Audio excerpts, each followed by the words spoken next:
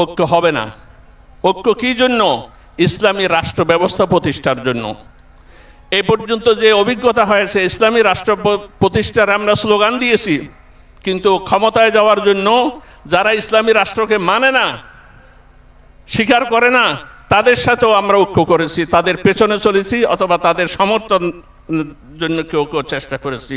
ফলে আমাদেরকে সিঁড়ি হিসেবে ব্যবহার করেছে আর ক্ষমতায় যাওয়ার পরে ফাঁসি কাস্টে ঝুলিয়েছে। কাজে যারা ইসলামের জন্য ঐক্যবদ্ধ, প্রতিশ্রুতিবদ্ধ, তারা যদি ইসলামী বিপ্লবের জন্য শপথ না নেয় তাহলে আবারও আমাদেরকে সিঁড়ি হিসেবে ব্যবহার করবে।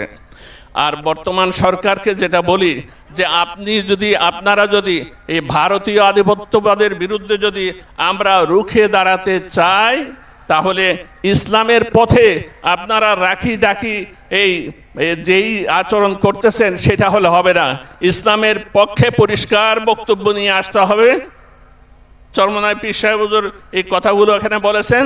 তাহলে এই দেশের প্রতিটি মানুষ আপনাদের পেছনে ভারতীয় আধিপত্যবাদকে রুখে দেওয়ার জন্য যে কোনো ত্যাগ স্বীকারে প্রস্তুত আছে এবং ত্যাগ স্বীকার করবে।